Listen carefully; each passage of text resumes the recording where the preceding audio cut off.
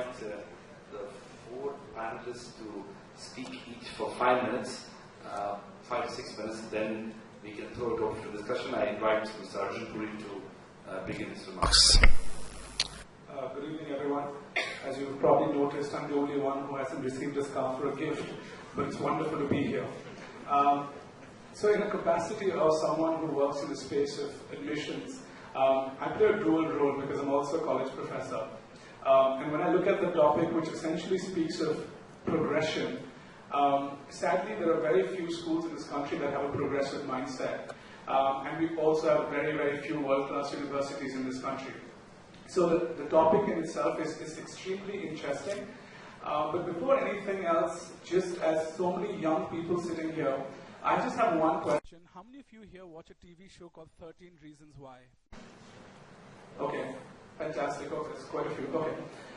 The reason I ask that is because it's a bit of a path-breaking television show that's sort of taking America by storm right now. And it speaks about how sometimes, even in our brightest moments, we're insensitive to people around us.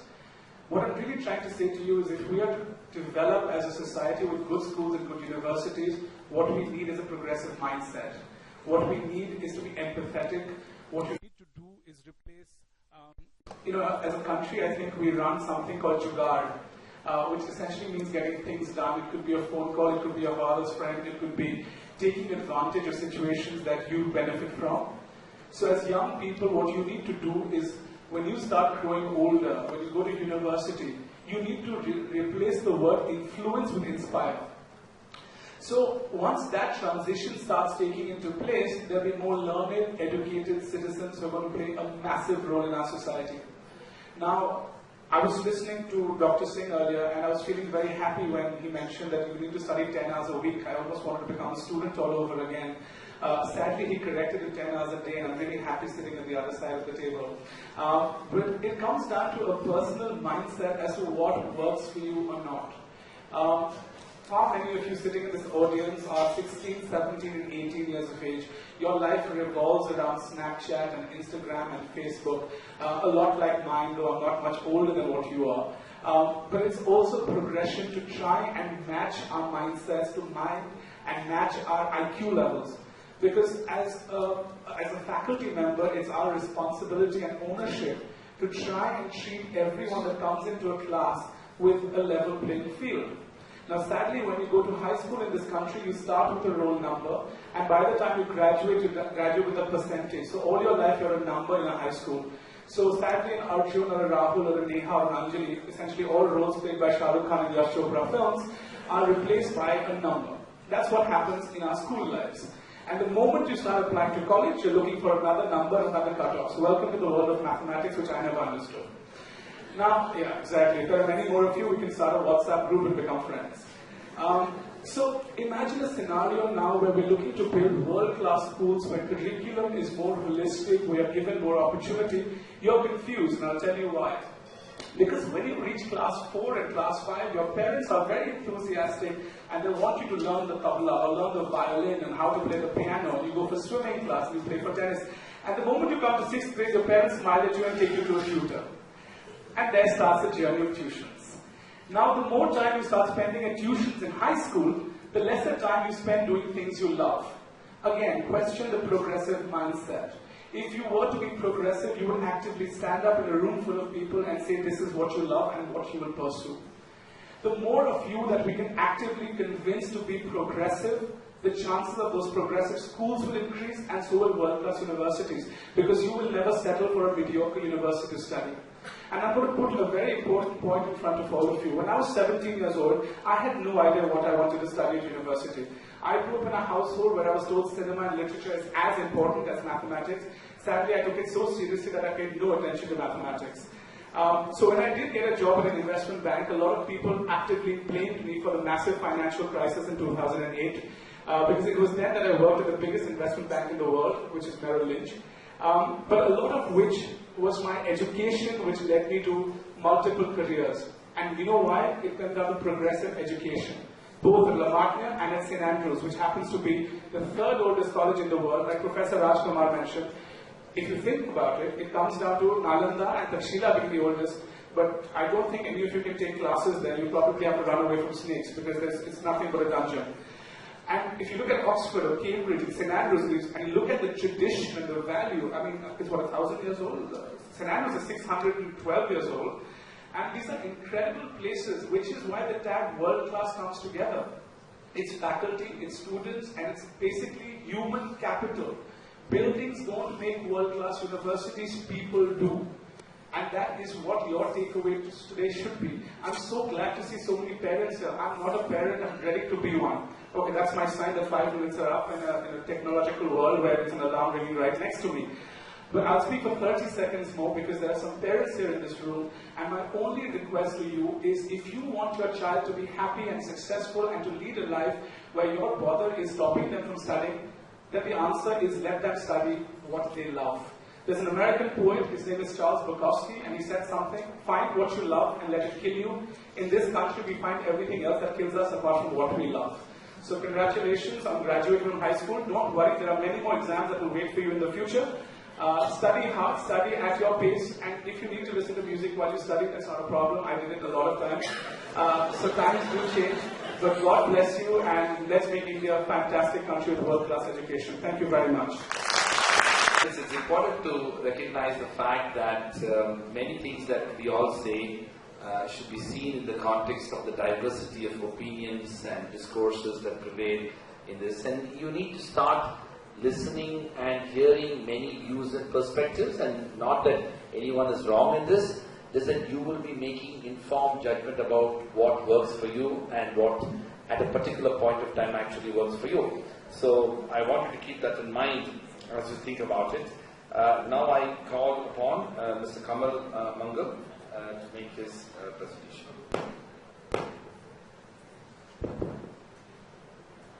Namaste. Progressive schools means what? तो मैं सोचता हूँ कि नए जो trend आ रहे दुनिया में, उस ट्रेंड को देखते हुए जो स्कूल चले और उससे जो निकलने वाला बच्चा होगा, तो वो अगर यूनिवर्सिटी में जाएगा तो यूनिवर्सिटी टॉप की होगी. तो प्रोग्रेसिव स्कूल्स का जो मैं मतलब निकाल रहा हूँ अभी, जो मैं जितना भी स्टडी कर रहा हूँ, जो भी कर रहा हूँ, उसमें मुझे लगता है कि हमारा जो सिविलाइजेशन जो मूव हो रहा है इंडस्ट्रियल युग से टेक्नोलॉजी में आया, टेक्नोलॉजी से नॉलेज युग में जा रहा है. तो नॉलेज का मतलब हम सीमित न रखते हुए स्कूल्स में क्या हम बच्चों को कौन सी नॉलेज पे हम महत्व दें. आज नॉलेज तो गूगल में इसमें केत है, तो नॉलेज के लिए स्कूल कैसे आएगा बच्चा, ये हमें सोचना है, स्टूडेंट्स को देना है. अपने आप को पहचानने की शक्ति, इनवर्ट जानने की शक्ति पर. आउटवर्ड तो हम बहुत चले गए, तो क्या स्कूल्स इनवर्ट जाएगी. यूनिवर्सिटी में भी इनवर्ट वैल्यूज के ऊपर कोई कोर्स होगा. काफी इस पर चर्चा हो रही है, काफी चेंजेस वर्ल्ड में आ रहे हैं. इंडिया में भी देख रहा हूँ कि सदगुरु अगर हम साउथ में जाते हैं तो यंग जनरेशन काफी इसमें आ रही है. विपश्यना का कोर्स करते हैं. Anybody has the Vipassana course? किसी ने किया विपश्यना का कोर्स आप में से, या सुना है विपश्यना के बारे में? 1, 2, 3. जैसे टीचर बहुत कम बनना चाहते हैं, वैसे शायद हम अभी अपने अंदर जाने मनी के लिए पीछे पड़े, मनी के कारण कैरियर को ढूंढने की कोशिश कर रहे हैं. तो पेरेंट्स से मेरा निवेदन है कि जो इस हॉल में बैठे हैं उनको मनी की प्रॉब्लम नहीं है, नहीं तो आप यहाँ होते ही नहीं करता. वो आगे निकलने फीस तो लेके आया था 1 लाख रुपया, यहाँ बैठे हैं. तो कहने का मेरा मतलब है कि मनी की लिमिटेशंस है. तो जीवन में मैं कौन हूं, आत्मा जो नालंदा और उसकी बात करी, बस मैं सहमत हूं प्रोफेसर से, राज से, कि नो पीपल पीपल पीपल. तीन ही बात की कि वर्ल्ड क्लास यूनिवर्सिटी या वर्ल्ड क्लास स्कूल बनाने में भी पीपल ही चाहिए. हम हर पेरेंट अपने बच्चे के लिए अच्छी टीचर चाहते हैं, अपने बच्चे को टीचर बनाना नहीं चाहते. ये दर्द के साथ मैं कहता हूं, सोचें कि हम कैसे ह्यूमन हो सकते हैं. पाश्चात्य जो भी सभ्यता आई उसने सारे एनिमल पे रिसर्च की और एनिमल पे रिसर्च करके ह्यूमन पे लागू की. तो इस मीन्स ह्यूमन और एनिमल में कोई डिफरेंस नहीं है. Can you guess what is the difference between human and animal? तो यूनिवर्सिटीज और स्कूल ह्यूमन के लिए बन जाए, वो मेरा सपना है. आज सारी यूनिवर्सिटीज और सारी स्कूल्स मोस्टली एनिमल को टीच करती है। इसका एग्जांपल दे सकता हूं। कोई भी ह्यूमन ये नहीं चाहता कि उसके ऊपर कुछ शासन करे, चाहता है? सारी यूनिवर्सिटी, सारा स्कूल शासन व्यवस्था है या नहीं? क्या हमने ह्यूमन और एनिमल का डिफरेंस समझा है? मैं बहुत डिफरेंस जा रहा हूं, मुझे लगता है मैं सब्जेक्ट से हट रहा हूं। तो प्रोग्रेसिव स्कूल्स का मतलब मैं पहले प्रोग्रेस समझ लूं और मेरी स्कूल में अगर वो लागू करूं तो धीरे धीरे हो सकता है वर्ल्ड क्लास बच्चे वहां से निकले अपने आप को समझ के, तो शायद वो वर्ल्ड क्लास यूनिवर्सिटी अपने आप बन जाएगी। ऐसा मेरा सपना है। तो एक डिफरेंस, दो डिफरेंस सोचने की कोशिश करना। What is the difference between animal and human? कभी हम सोचते ही नहीं है। Animal and human, yes okay, yes. Second, जो छोटे बच्चे में फर्क है, जो ह्यूमन का बच्चा है ना 1 साल का, उसमें भी वो फर्क दिखेगा। 3 साल 8 साल तक तो सही गलत का फर्क होता ही नहीं उसमें। और कोई फर्क? समय की कमी है, मैं बता देता हूं। मेरी वर्कशॉप में तो शायद इस पर 15 मिनट ले लेता हूं। ह्यूमन के पास इमेजिनेशन है, यस और नो? कोई एनिमल के पास इमेजिनेशन है? 700 करोड़ जितने भी इंसान है उसके पास इमेजिनेशन है। स्कूल में इमेजिनेशन को कहीं वेटेज है?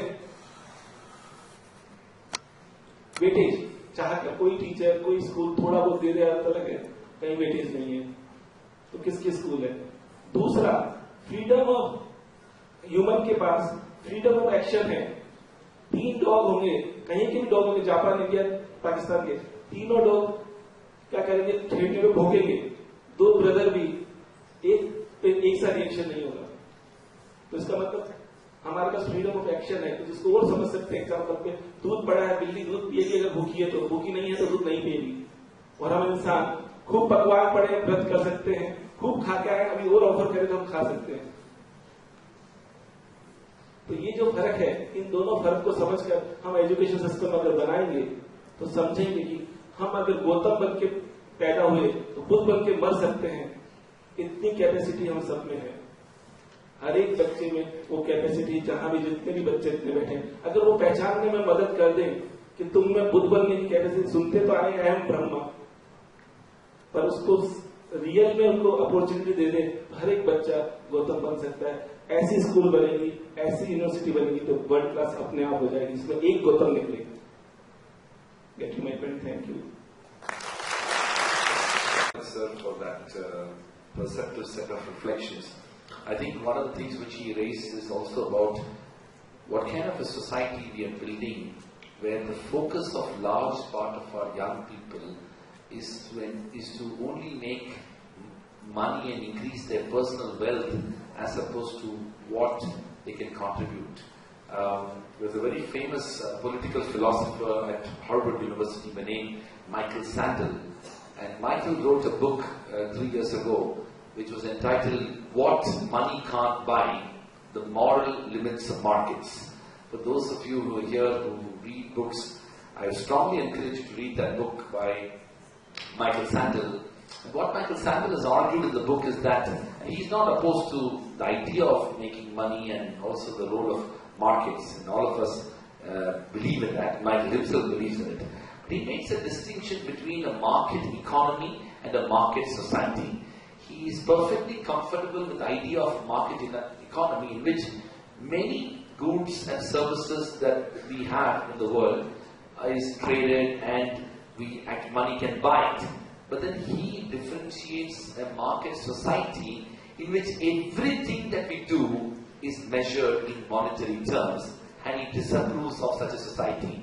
So market economy, where markets play a role in our society, is perfectly acceptable, but market society, where everything that we do is measured in monetary terms, is not acceptable. He actually says that consequence of a market society is twofold: corruption and inequalities. In that sense, he gave a damning indictment of the United States, but also other parts of the world, that if we focus on developing a market society where everything that we do is measured in monetary terms, then the consequence of that society is institutionalized and widespread corruption and institutionalized and widespread inequalities. So that's something which food for thought for all of you. Now I call upon Ms. Minal Desi for her presentation. Good evening, everyone. I'm the youngest one around, and I guess I deal with the youngest lot of students as well. For parents out here who feel that it's difficult to deal with 17, 18-year-olds, I'm sure many of you must be understanding that. Try dealing with a 5-year-old who can unlock your phone passwords and make do with most of the things that you kept aside and create trouble. I deal with a different set of parents day in and day out.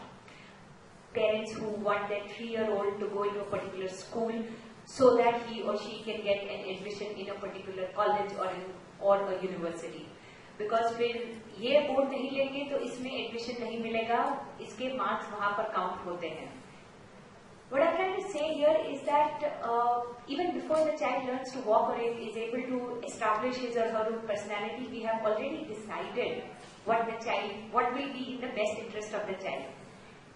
And what this leads to is a very paradoxical situation where an 18-year-old is able to decide the government of the country, has the right to decide that, but is not able to decide which lecture should he or she attend or not. Attendance is made compulsory in institutions. Why? If I'm an adult and I'm entrusted with the responsibility of being able to make a family and being able to choose who should run this country, I should be able to choose which place do I want to study in and what do I want to really learn. But like many of us just mentioned here, हम शासन करना अच्छे से जानते हैं. अनुशासन, self-discipline and establishing it within ourselves comes very difficult to us. It didn't come easy to me either. It's a process and I guess all of us have to go through it. I was a university topper in here when I studied. And then I was like, oh yeah, I'm the university topper and I go abroad. And for the first few months I'm miserable because I don't understand a word of it. I study economics here and it's all theory and you learn all of that. And when you go abroad, it's all calculus and all the math that you sort of, just like Mr. Puri escaped, I escaped, and then it all comes back to you and you wonder what this is. And that is when you learn to fall back on your character. That is when you learn to find friends who don't know English so you can support them with English and they can support you with math and all that. And you still make through your masters. And that is when you understand the difference between learning a 40-year-old curriculum, learning with 40-year-old curriculum and learning with cutting-edge technology and the new curriculum and all that. Higher ed in India needs a lot of work, but that is for OP Jindal Global University to decide. I'll just talk about schools and what happens there. We feel there's a generation gap. The generation is changing every 5 years. Every 5 years, the new technology, the new things that come in. Just today, I have a 5-year-old son, and he took the email address of his nanny. And why? Because he wanted to order something through Amazon, and which I wouldn't do. So he's taken his nanny's email address so that he can mail that link of Beyblade to her so that she can order it. This is the world that we're living in.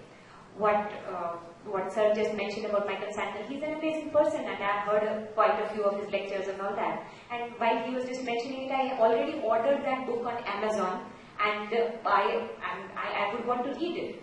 This is the fast pace of the world that we're living in. So if we think that our students are going to be able to, why are they not paying attention, why are they not here? They are in a different world and we will have to let them discover their own ways. Also sometimes we feel like they are highly distracted or ye kya kar rahe hain, pata nahi hai, etc. etc. As teenagers ourselves, I'm sure we made a lot of issues and we had our own ways of dealing with things and which our parents didn't approve of. When Baba Sehgal was a rage, a lot of our parents felt that, the entire generation is going for a toss, what's happening here, the rap songs are going to kill the Indian culture and ab to hamare generation wali baat nahi rahi hai, etc. etc. But we still survived that. Similarly, I guess our children too will survive the latest, whatever the Snapchat be, I don't even know that anymore. What I'm trying to say here is that if we encourage a culture of reading, of learning and of looking inwards, like what Kamal sir was saying, We will all overcome our tribulations, and we all have to go through our teenagers. We have to make mistakes in order to learn. We cannot know, like what Mr. Puri said, that I had no clue what I wanted to do when I passed out of college. We all will have to go through that and find our own selves and continue the journey. Don't fear the exams. Marks never define anybody. They cannot. And have time for yourself. Develop hobbies. In our school, we make it a point that all children have time for free play. Play is the highest form of research. Nothing ever replaces what you are fond of doing. So keep the passion alive, keep doing what you're fond of. And if you don't know what you're fond of, keep exploring. You will find it. Thank you. Continue. Whether we start from the school and go on to university, it is the continuum. The kind of education that you get in class 7 has a direct impact on the kind of education or kind of learning you will acquire in class 8. In a similar manner, the kind of education that you can aspire to get in a global university within this country like Jindal Global University, a lot will depend on the kind of education that you have had in school. From the audience that I see here, you all are through with your school education. So this conversation of how schools, progressive schools, can help in building a global university should be a conversation between the professionals from higher education and from school education, a serious conversation, extended conversation. What I would like to talk about is about your aspirations as students, as young people, and what your parents should be expecting from you. I am in full agreement with Mr. Puri. It is more important to have a learning life rather than set of numbers, percentages, roll numbers. They should not define you. And parents must not define their children by those numbers. Let others do it. But parents should never define their children by numbers, by percentages, etc.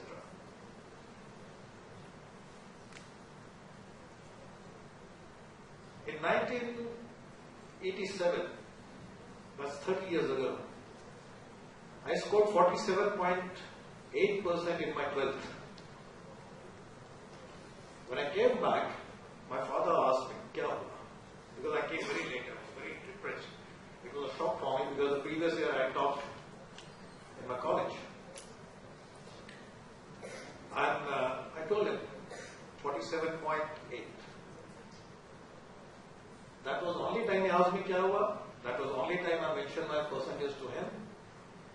And after that he never asked, he never mentioned that. It was never discussed in our home. And the result was that I could bounce back a year later, clear an exam which is tougher than any other exam in the world, which has a success percentage of 340 applicants per seat. That's called National Defence Academy. Had my father continued to ask me and treated me like a percentage, a number, I wouldn't be sitting here. So that's my request to the parents. Have ambition, have aspiration, have hopes from your children. But don't burden them with it. And you'll be surprised by what your children can do when you have confidence in them. To the young people, I would say, exams, marks, these are just tests. They are just 3 hours of test, which tell you your relative position in a group. They do not tell you what you are. They just tell you where you stand within a group. Now, that group could be of idiots, it could be of asses, it could be of geniuses, it could be a group of scientists, it could be anything. But it is just telling you your relative position. When you are looking at your careers and your life ahead, there are more important things.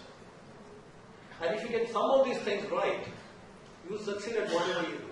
Number 1 is the ability to work hard. And number 2, to have a vision, to have imagination. And your generation does not lack it.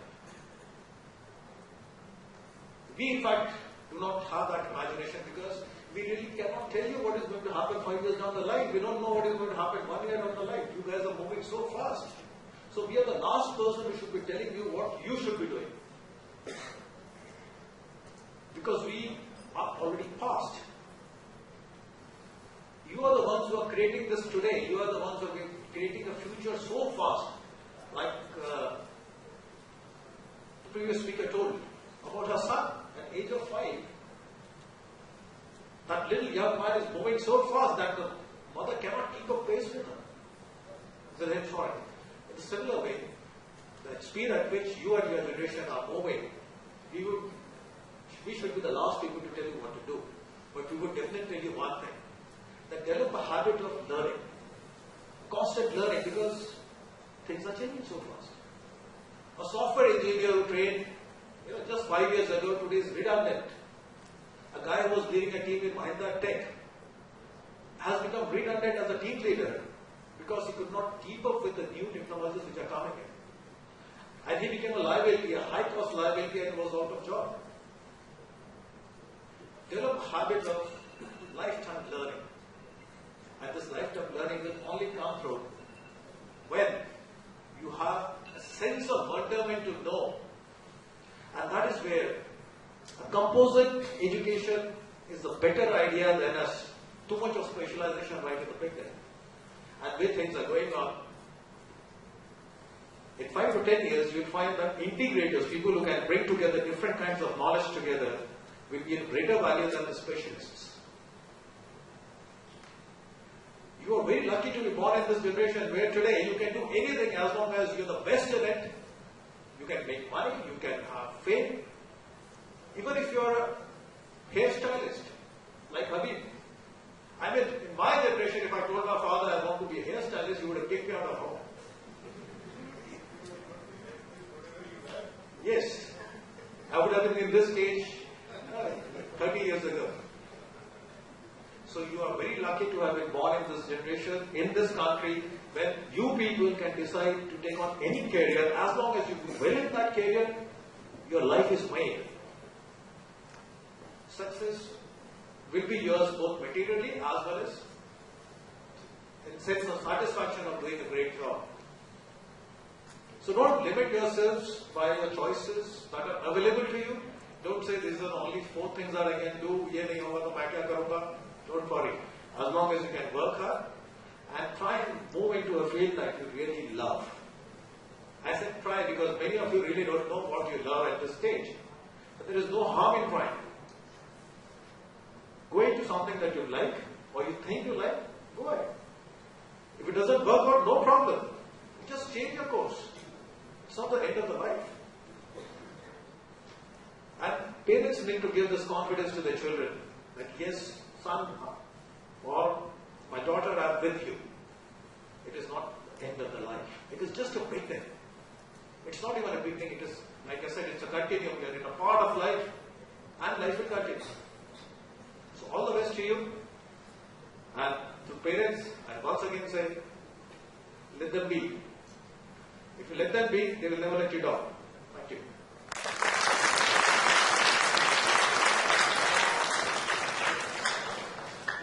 All right, thank you very much to the panelists. We have some time for discussion and Q&A session. So can I request you to kindly, students, parents, anybody, any questions to the panelists, to myself, feel free to raise your questions. I'm sure there's a mic that can go around. Yeah, anybody, you can raise the hand, please. If you don't raise your hand in 30 seconds, then we can do what we do in classes. I'll identify somebody and ask you to ask a question. Yeah, good luck with that. He's not joking.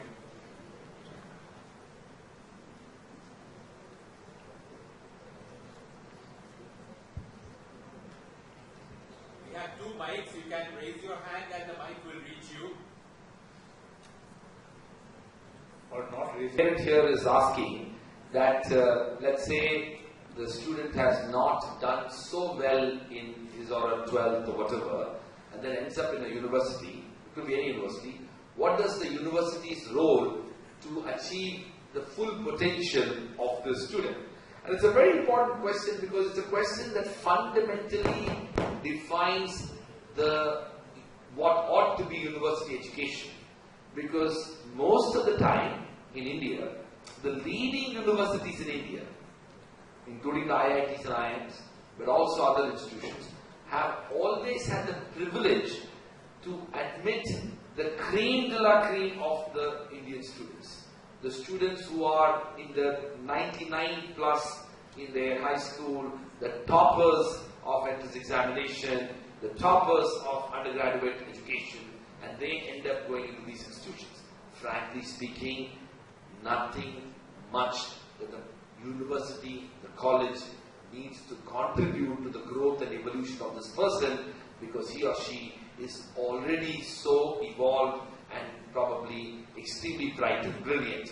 Now there are a number of our students, including people like us. I would like to see myself in that group of people who are, let's say, bright, hardworking and committed, but not necessarily, super achiever, but then given the right kind of environment and ecosystem, my full potential could be achieved. So as a university, we are deeply committed to engaging with those kind of students. It is precisely those kind of students who we are attracting and for whom we believe that transformative educational opportunities with the best of the teachers, the best of the in-class experiences, the best of the experiential learning, the best of global opportunities, and the best of faculty being taught and mentored by those students. Given that ecosystem, the fullest potential of a student, above average students, they can become excellent in those years of education. I frankly believe that a large part of our students belong to that category, and who, if not given that educational experience, can actually become much more, disenchanted, and even, their opportunity is lost and their dreams get shattered. So that's our commitment. I'm just going to add a point to what Professor Rajkumar said. So I had the ambitions at the university as well as being a professor. What's extremely important for us is to have diversity. Now, diversity comes in various forms. So when I went to college abroad, I had, say, an army officer who was in my class, I had an Olympian in my class, I had someone who barely got through the SATs in the class. What happens is, if you bring in people from different strata, also different levels of intelligence, what it does is it allows a class to blossom. In many ways, for instance, let me give you a prime example. One of the things that we don't do at the university is, say, have a cutoff. Because sadly, like Delhi University has some incredible universities and colleges, but at the end of the day, you're looking at 98% or 99%, taking away from obviously the quotas, etc. So it gives you a very small opportunity to get to a great college, right? Now, for instance, if you remove the cutoff and you have a holistic approach to an application. So, in all our programs, apart from law, which we only take the LSAT for, all other undergraduate programs that we run at the university has no cutoff. It has an Americanized common application where you actively understand a child's abilities through an essay, a phone interview, a personal interview, and along the way looking at what the child has done from class 6 to class 12, for instance. I have some of the most incredible students in my class, people who've represented India at shooting, archery, at cycling, and they're not in the 90%, they're in the mid-70s. Now, if I had a cutoff, they'd never be able to apply to my class. Now, imagine you're sitting in a classroom with some of these people who will achieve so much for our country. They'll probably end up being political leaders, they're going to be in the UN. They need to understand the real heartbeat of India, and that comes through diversity. So I think our application looks at all of that in a massive way. And good luck if you're applying with Minal. Thanks. Question that as a student, I may be learning so many things right now, but in this 1 or 2 months, I have to decide what to choose as a career. Then how do we perfectly select? And even if, like a person like me, if I'm good at many things, then how to decide that which career is actually made for me? That's a fantastic question. I think it's important for you not to choose a career now. I think we make a big distinction between career and your preferred area of study. Career is actually you don't even choose a career. Many a time, you know, today more than ever in the past, one can actually pursue 4 to 5 careers in your life. So you are not even going to choose a career first. Second is that I think the best way to look at it is that you want to choose something, an area of study that kind of in your mind you feel you would be most inclined to pursue.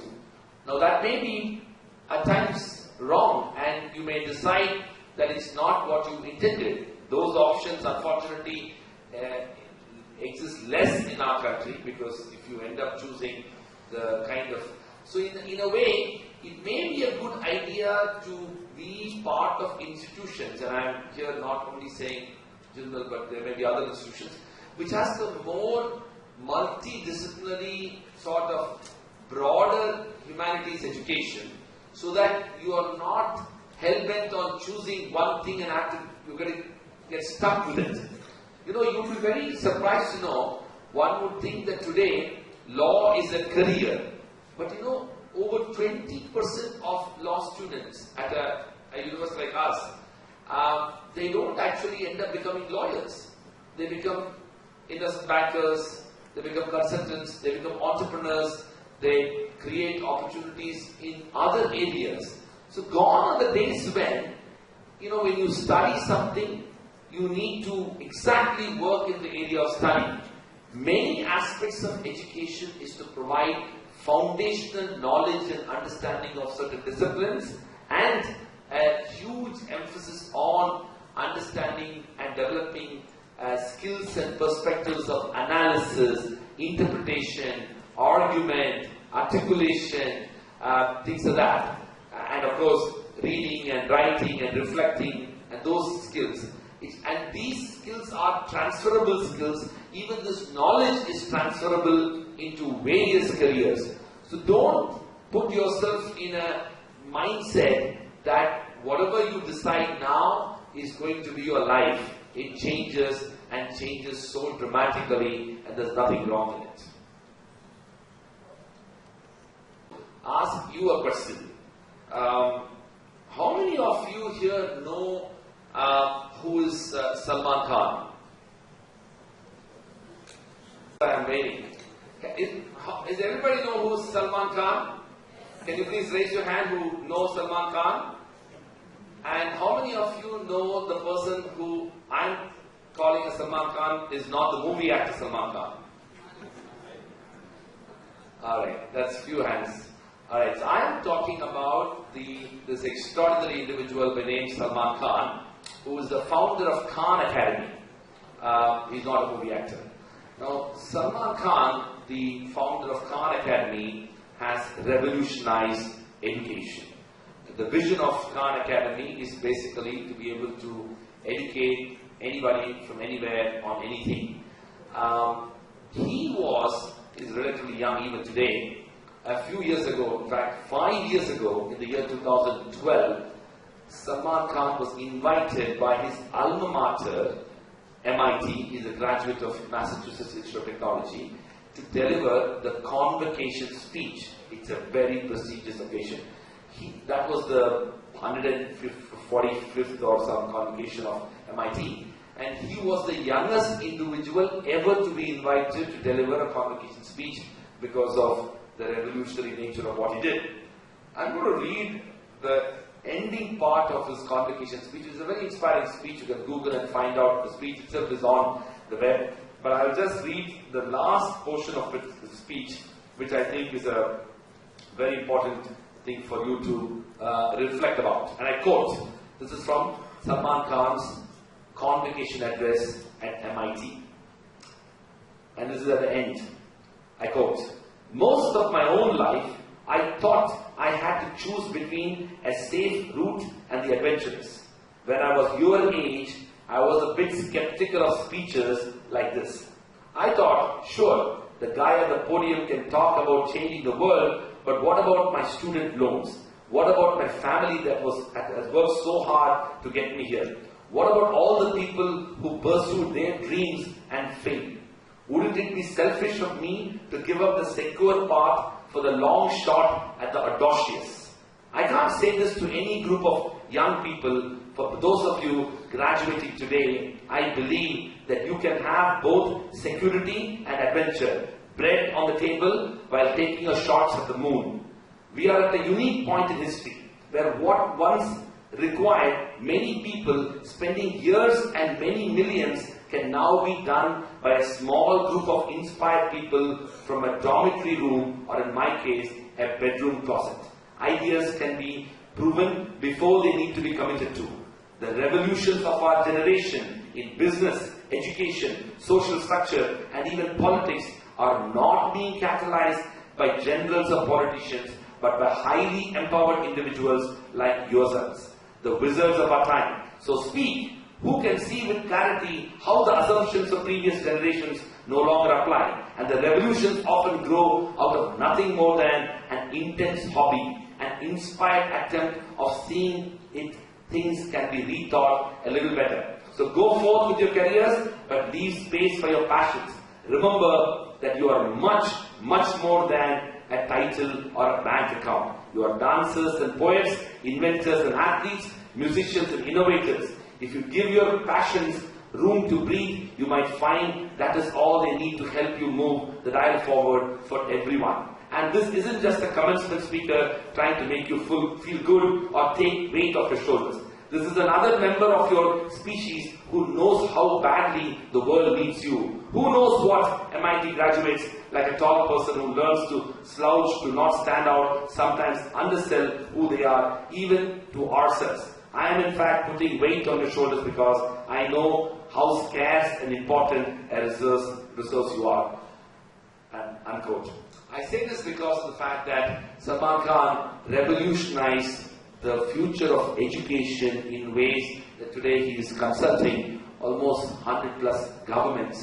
The Bill and Melinda Gates Foundation, to Rockefeller Foundation, to Google, to Microsoft, are collaborating with the Khan Academy to be able to deliver education for people around the world. It's a power of an idea.